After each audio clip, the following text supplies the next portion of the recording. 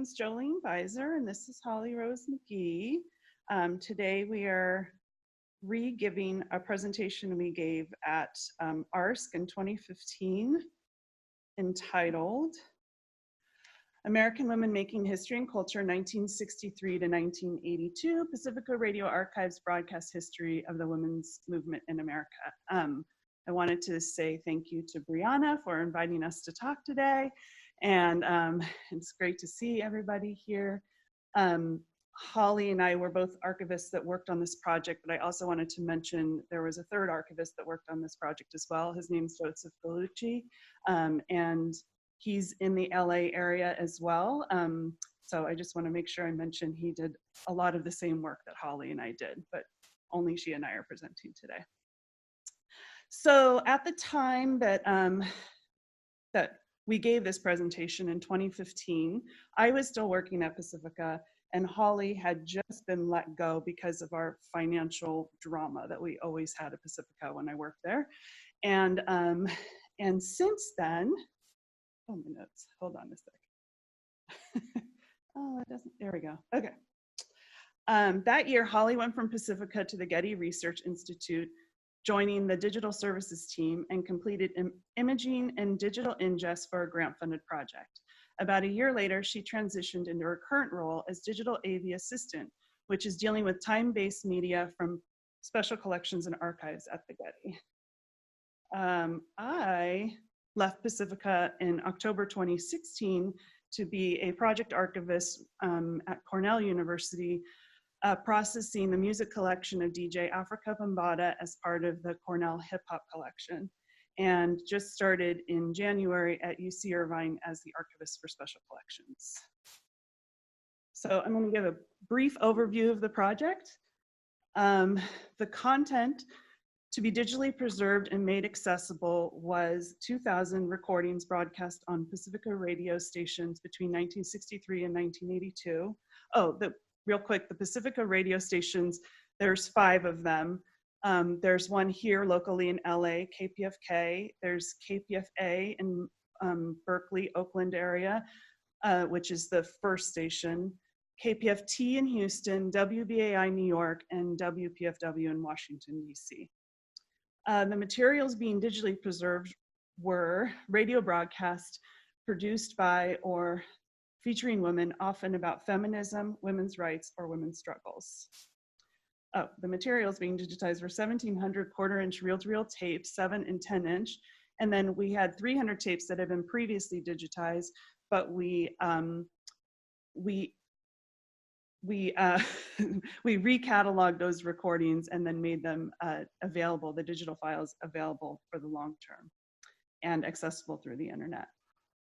And then the grant that afforded us this work was the NHPRC $128,000 matching grant awarded for the period October 2013 through September 2015. It was extended until April 2016.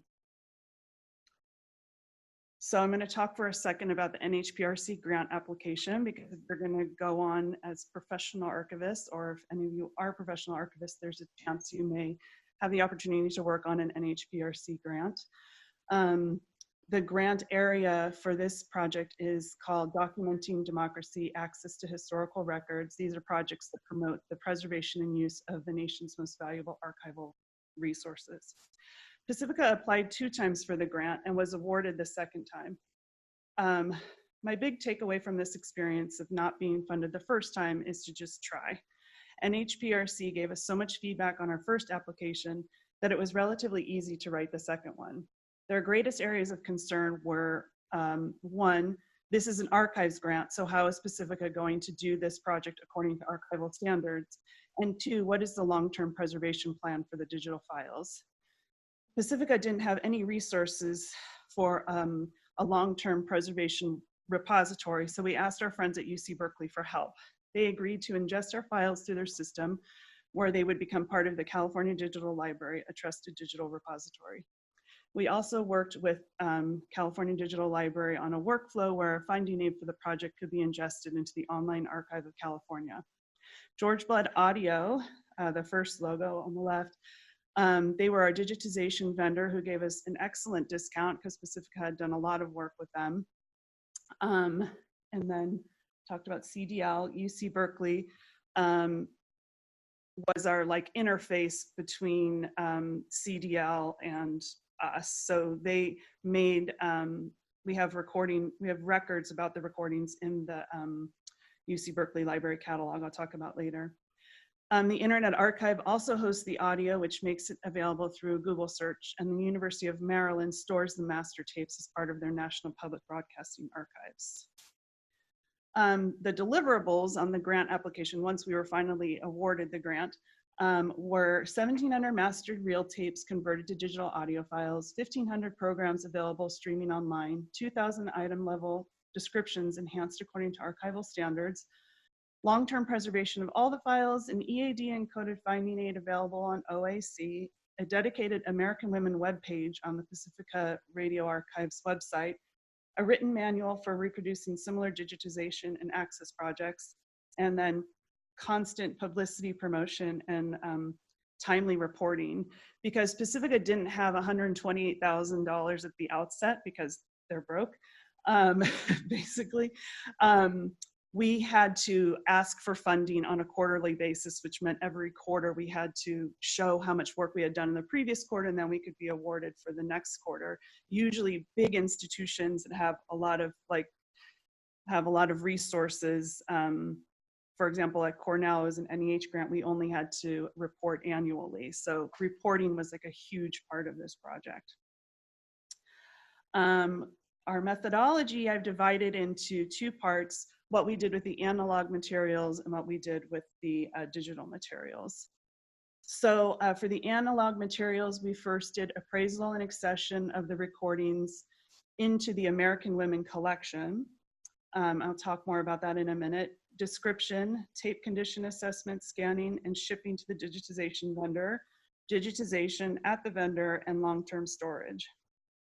And then for the digital materials, we also did appraisal and accession, description, provided access, long-term preservation, and promotion. Regarding appraisal and accession, Pacifica had legacy catalog records for about 25,000 recordings cataloged in the 60s, 70s, and 80s. We completed keyword searches of the catalog using terms such as women, feminism, mother, birth control, etc., and searched for important women from that area, including that we knew had been on Pacifica Radio, including Angela Davis, Audre Lorde, Gloria Steinem, Bella Abzug, Judy Chicago, Florence Kennedy, which I heard was discussed earlier. We decided on a date span for the collection starting in 1963, which was the year Betty Friedan's groundbreaking Feminine Mystique was published, which some credit to sparking the women's movement, but it really kind of sparked the white middle and upper class cisgendered women's movement. I think women of color had been fighting for equal rights a long time before that. The end date is 1982, which is the year the ERA, or the Equal Rights Amendment for Women, failed to be ratified by 3/4 of the United States. And if you don't know about the ERA, there are people still working to get the ERA ratified, and unbelievably, there are still states that refuse to vote for it. Once we had this list of all the recordings that we pulled out of the catalog, then we had to further vet the list.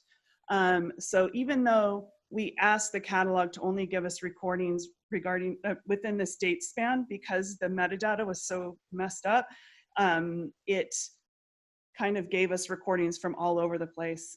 So we had to go through and check those. We had to make sure there weren't duplicates, which there were plenty.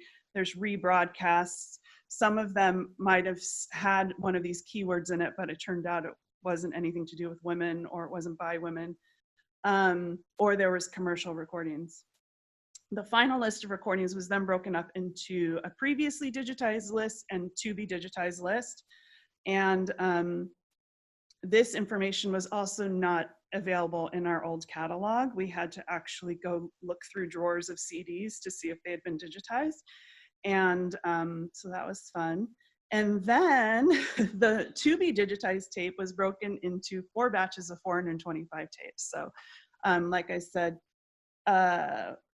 yeah, 425 times 4 was 1,700 tapes, and then we had another 300 that had already been digitized. After pre-digitization, so after creating that list, then we started cataloging the recordings to be digitized. Holly's going to talk about that in a little bit. So I'm going to jump now from just the accession phase into tape condition assessment.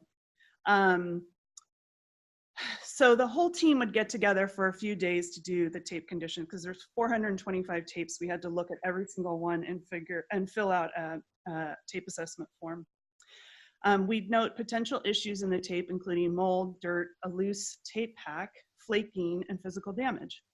The two pictures on the right are some examples of housing issues. The first one on the top we called spaghetti, but there's probably a more technical term for that. But basically what that is somebody took the tape, you know, opened up the box one day, it slipped out, they picked it up off the floor and stuffed it back in that box and put the lid on it. And now we're like, what are we gonna do with that? So then the picture on the bottom, some genius was like, I know, we'll just put masking tape across the tape so it doesn't fall apart and go into spaghetti. So now we have this adhesive all over the tape. That's just two issues. There's plenty more. But so for those 425 tapes, we filled out that assessment form. For several of them, we had to rewind them. We had to add leaders, leader tape, so it was easy for the vendor to put into the machine. I'm gonna briefly introduce everybody here. Holly is missing because I think this was the first in the first batch, so Holly wasn't with us yet at that time. So anyway, at the top here in the yellow sweater is Mark Torres. He is currently the interim director of Pacifica Radio Archives. In the back right corner in red is Joe Gallucci, who is the other archivist who worked on the project. I believe he now works for the Hollywood Bowl, Pacific Symphony, LA Phil. I knew it was Philharmonic, but I couldn't remember. Huh? That's right, with Selena, who almost worked with us. In front of him in the blue is Brian DeShazer. He was the director at Pacifica at the time. In the front here is Edgar Toledo. He's still at Pacifica. He's the production coordinator. So he does a lot of the digitization requests and duplications and just overall, like, kind of knows, he's like the institutional memory. He knows everything and he remembers everything. And then behind him, not looking at the camera, is Addie Gevins, who's too busy to even look.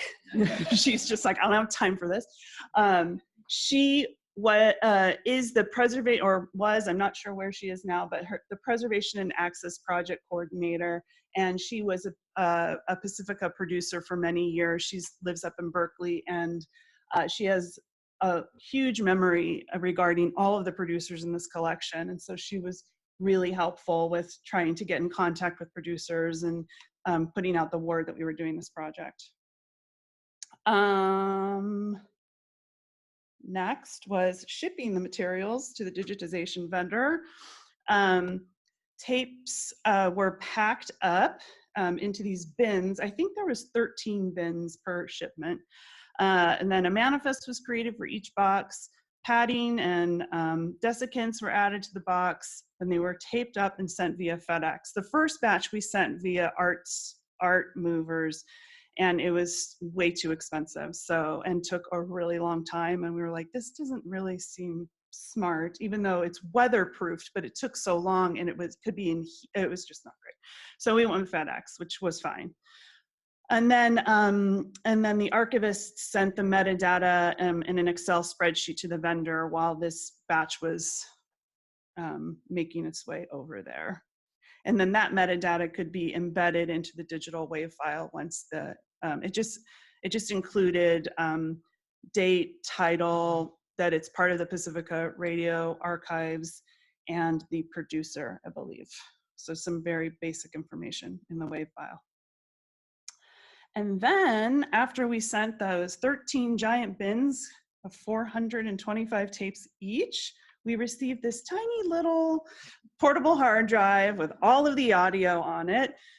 It would typically take, they were really fast. It was impressive. It typically took about 2 months or something for them to do all of that transfer. The next step was for us to accession these digital materials into the collection. So we did a quick quality control check of the digital files to ensure that they were the audio that goes with the recording that it's referencing. And then the files were copied into the Pacifica server to use for listening during cataloging. There were a handful of issues that came up while we were going through the audio. The biggest one was that George Blood, if a tape was longer than 60 minutes, it would have to be split. And so all of the 10-inch reels are 45, let's see, 45, 120 minutes? No, they're an hour. They should be an hour, but if it went over 60 minutes, which the tapes often do, it was split into 2 audio files. And then if it was a program, which much of ours were, that were on 2 reels, then we came back with 4 audio files. And so we might call part 1 A and part B, part 2 B, but now we've got 2 files. So we've got part A, part 1, part B, you know what I mean? Like, it was a nightmare. And so the way we dealt with it was basically Joe had to suture each of these files into one big WAV file, and then we generated our own MP3 from that. So we got all these nice MP3s from George Blood that we didn't really end up using because we didn't want to make our users work that hard. Some other issues were, once we listened to the tape, that they weren't in the date scope, that they had complete songs in the program, or that the program was primarily commercial music, that there was readings of published materials, other rights issues. So we flagged issues as we went through it with cataloging, but unfortunately, one of the things I want to do with this material was create an export that the production team could use for when they then reuse these materials. But we didn't get a chance to do that, so now it's just all in the system, but it hasn't been pulled out of the system yet. And now it's Holly's turn. But don't worry, Jolene will be back.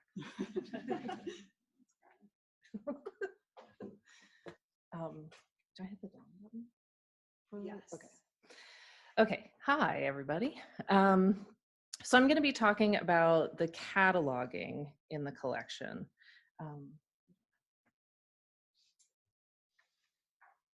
They're right there on the screen. Where are they? Oh, there they are. I'm sorry. There they are. I got it. So, so for our first set of cataloging, all we had to go on were the tape box containers and the labels that were on them. So for that first pass of cataloging, we just basically added to the record everything that we could transcribe from what we found on the boxes. But this was just the first pass, and I know I don't need to say this to anybody in this room, but we have to say it to our administrators all the time, and anybody who thinks that they are terrified of AV just because they don't know what AV is. But you know that you don't know what's actually in there until you digitize it or play it back and listen to it or view it. So it's just worth mentioning. Just remember that. So here's an example of the legacy cataloging. This is what we found already in the catalog. It's helpful in that it exists and it has a title. So that would allow us to find the record and the item and recognize that it was probably of interest to our project. We already knew that we had a lot of Angela Davis in the collection because the Pacifica Radio Archives has a ton of Black Panther recordings. So we knew we wanted her, so we found her name. But as you can see, there's really nothing else to go on. We've got an archive number, but that word null in the description and the date recorded and date broadcast is that's so awful to see. So, and the date at the top was just the day that we brought out that report. So don't pay attention to 2012. So after everything was digitized and we got that little hard drive back, we would do our second level of cataloging. So in this process, you can see we were able to enhance the catalog record to reflect the date it was created, the date it was broadcast. Sometimes there are a lot of those, the duration, a description of the contents. We also added subject headings, which you'll see down there in the blue. We had the name of our project and then Angela Davis' name so we could link to other records with her. And also that contributor role, which is down at the bottom, it says Pamela Burton, because before that information was not there, now we can connect to other programs produced by Pamela Burton. So we got to bring our records from something like this. This was Mark Torres, the producer's favorite thing to see, to this. He was like, this is amazing. How'd you do it? And we're like, we're archivists. So what we used for our online catalog, it was also our collections management system. We used a web page built with Drupal and combined it with PBCore, Public Broadcast Core, as our schema. So this is what a full record looks like using PBCore in the Drupal system. We also decided to add the tape box scans. We scanned every tape box. Sometimes it was necessary because they were like so badly squished and crammed that we actually had to rebox. We had to rehouse a lot of the tapes. So that was one way to preserve that information. We've got some more subject headings up there and a link to the digitized folio. So we really got to do a lot with this catalog record. There's also a cool function here. If you see over on the bottom right-hand corner, it says PRA metadata view. And if you click on that, it brings it up like this. So it's maybe a little bit easier to absorb the information for some people. It also gives all the project tracking information and technical metadata. And this is open to the public. You don't have to be logged in to see this. Anyone can see it. But the only recordings that have this are ones that have gone through the preservation and digitization process.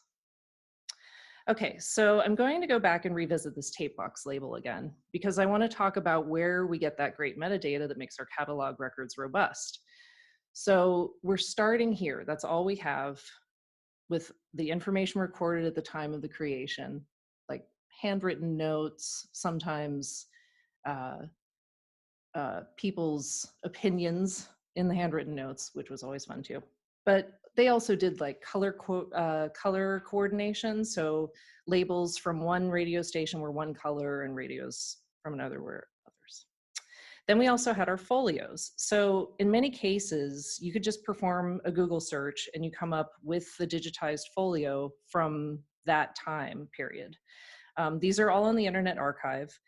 And the folios were published regularly by the Pacifica stations to inform their listeners of upcoming programming. Sometimes they included more information than we were able to find on the box, or sometimes it helped us with, say, a name spelling. That's, one of the most important parts of this record are the creator names and the contributor names, but these are women's names. And I don't know if you've noticed, but a lot of times they're not as well recorded as men's names in history. So we were learning that there were just as many female producers in the Pacifica system, and sometimes they were even more prolific than the male producers, but their names were not written down anywhere. So we were uncovering this information as we went along. If we didn't find things in the folio, and also just to double check, because the folios were also created by volunteers and you got to double check everything. So we do Library of Congress authorities. If I didn't find it there, I'd go to the VIAF, Virtual International Authority file. If I didn't find it there, we'd go to the Getty Union list of artist names. And sometimes we still were not finding any results. So after consulting all of these resources, we would have to create our own authority files. So one of the reference books we used to aid us in this effort was The Feminists Who Changed America, 1963 to 1975, edited by Barbara J. Love. As Jolene mentioned, we also had some people with institutional memory. So like Addie Gevins, and there were other female producers who were involved, and she would reach out to them or we might run into them. And we were able to get some help that way on people's names. And sometimes you just have to listen to the recording and you just transcribe it the best that you can. So now I just want to go over quickly some of the challenges that we faced in cataloging. So the legacy metadata was created a lot of times by non-archivists. There were archivists and catalogers who worked there from time to time, but the Pacifica Radio Archive, all of its stations, it's all publicly funded. I mean, like real public radio. So if you don't donate, we don't have a paycheck. So a lot of times work was done by volunteers.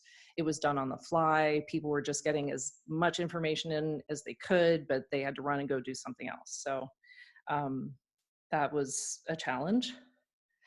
The archives are also physically located in a live functioning radio station. So there are programs being aired right now. There are people there right now and all times of day and night. Producers would come in and they're like, oh, I need this thing for my show and it's going on in 10 minutes and you just had to stop what you were doing and deal with it. We also sometimes got surprise visitors.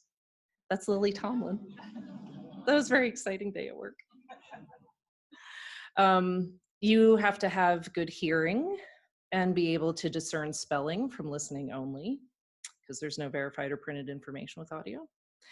There was a lot of ambient noise in the office, as well as layers of sound in the recording. So if they're doing like a live event, somebody's out there in the field taping a happening, and you get all these different levels and you're not sure what's happening. If there's cacophony, then it can be really difficult to discern what's being said. Sometimes there's music under the lead-in, so that was a challenge. So at the same time that we're really trying to do the best that we can't get too deep into the cataloging. We can't listen to each of these programs start to finish. You basically listen in the beginning and get some info, listen at the end, do a little skipping around in between. They're all so good. It's so hard not to listen to them, but you have to keep moving.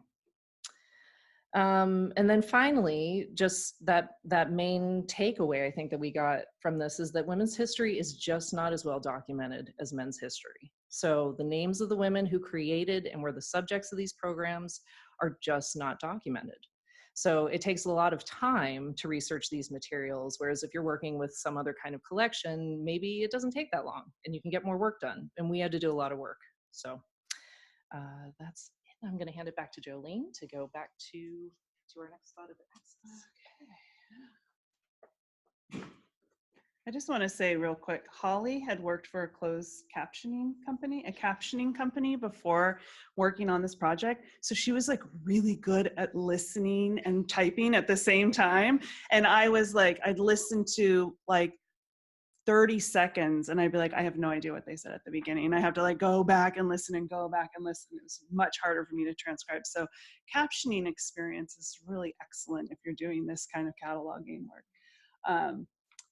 And I also learned the hard way that it's much easier to just start at the end of the program because that's when they usually do the credits. So I'd be skimming through the whole thing and I'd go to the end and all of the information was there. Anyway, so the next, we did all that beautiful metadata so that we could provide access to these recordings. The first point of access was the Pacifica Radio Archives website. Sorry, it looks kind of janky, but that's public radio for you. But this is kind of the landing page for the project. Actually, I'm going to jump into the internet. Here's the page itself. So I just copied this part, but, huh? Oh, you can't? Oh, well, I'll just talk about it.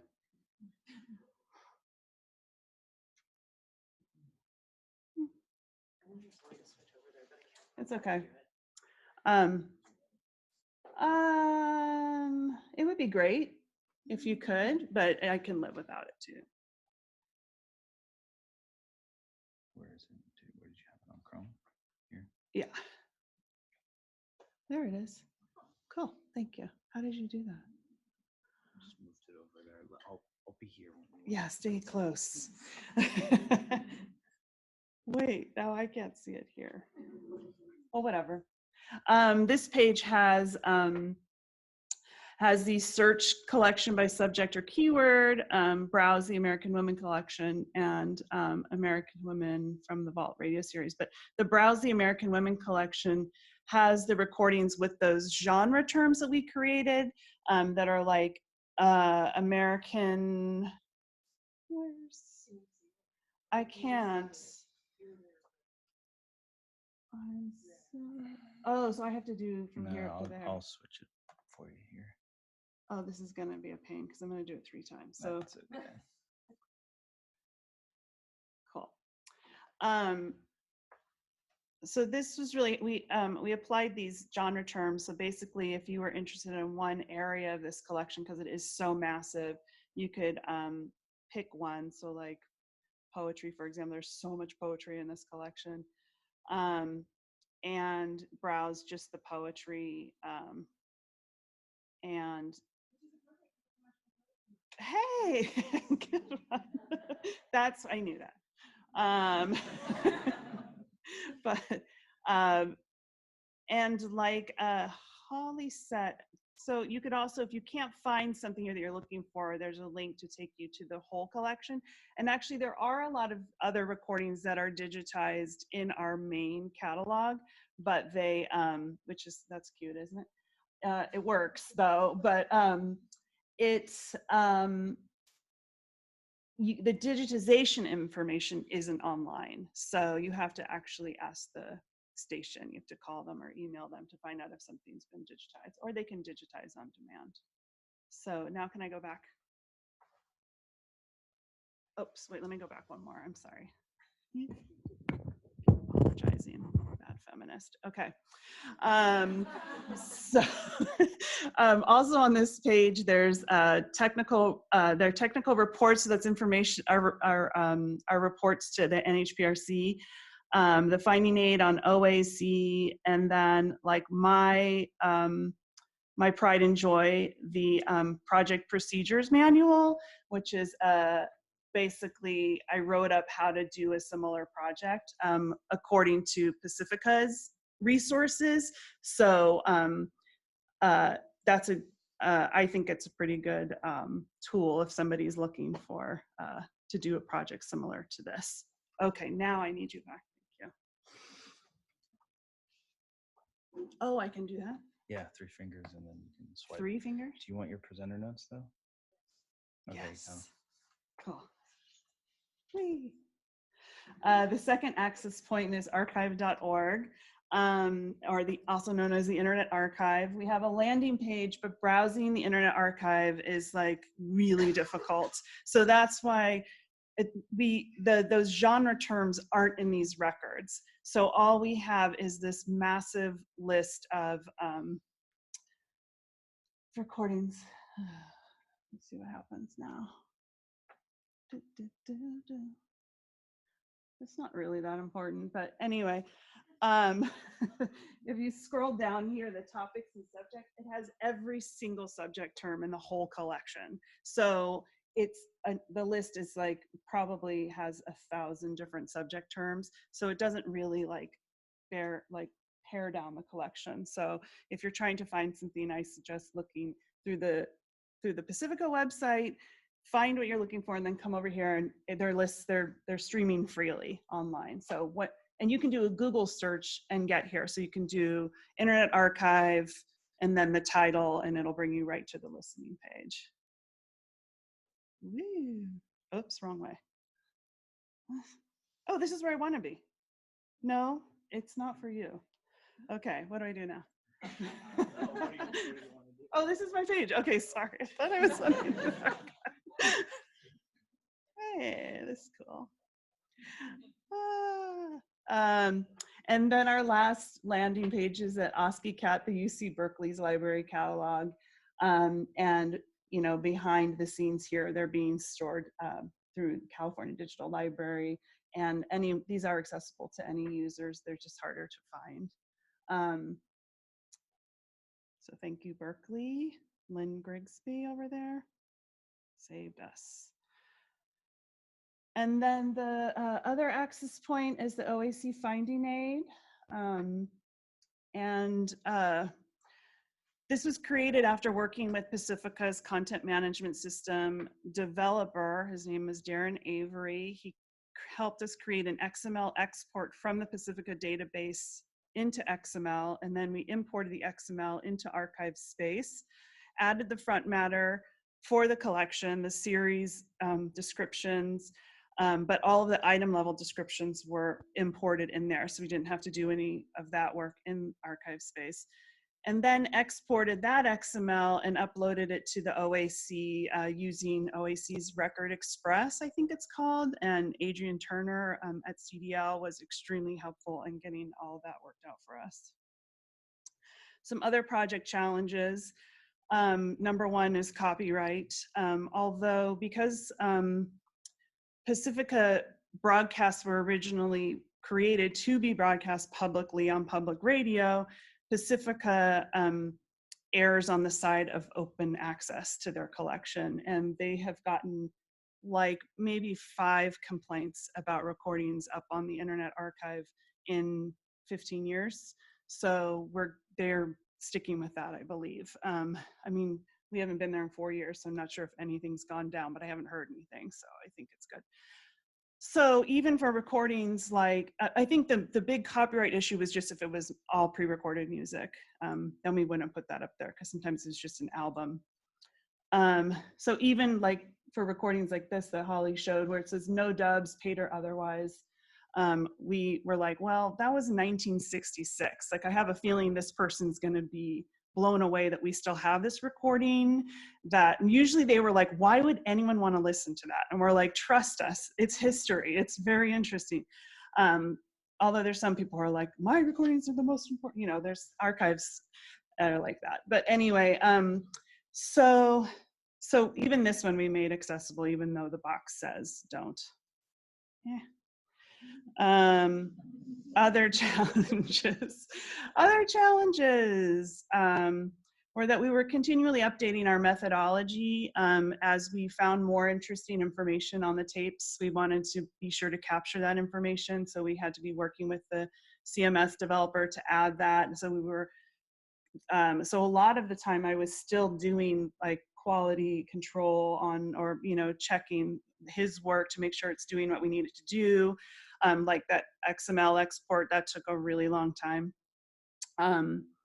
Another issue is tape deterioration. For the most part, the tapes were in pretty good shape, but the last batch 4 had been stored in an offsite storage facility, and those ones had pretty bad sticky shed syndrome, so they required 3 months of pre-treatment and cold storage, and that delayed the batch by about 4 months.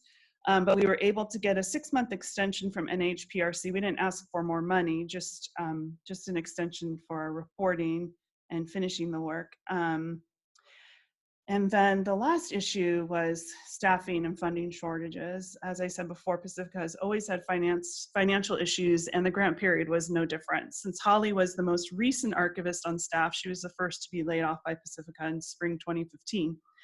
The last year of work on the project from spring 2015 to 2016 was primarily cataloging work done by myself and Joe Gallucci.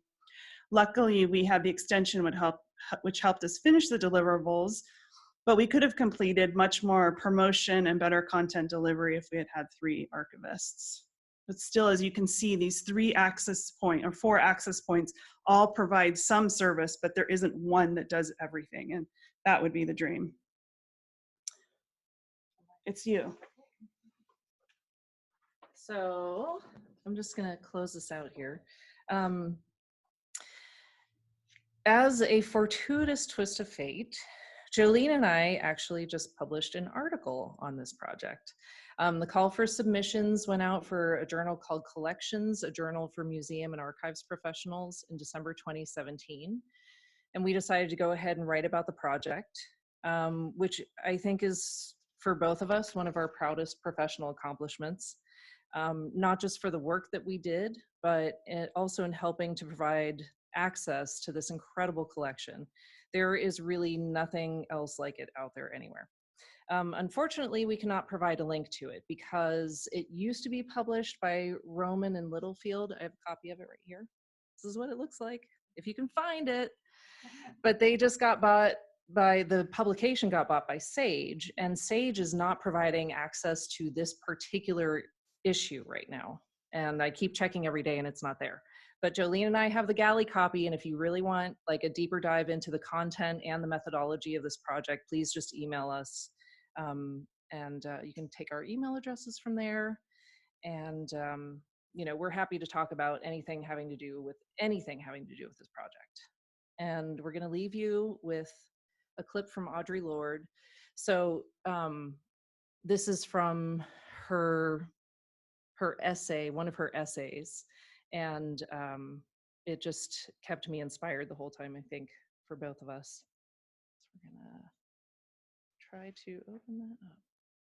I was going to die, if not sooner, then later, whether or not I had ever spoken myself. My silences had not protected me. Your silence will not protect you. What are the words you do not yet have? What do you need to say? What are the tyrannies you swallow day by day and attempt to make your own, until you will sicken and die of them, still in silence? Perhaps for some of you here today, I am the face of one of your fears, because I am woman, because I am Black, because I am lesbian, because I am myself, a Black woman warrior doing my work, come to ask you, are you doing yours?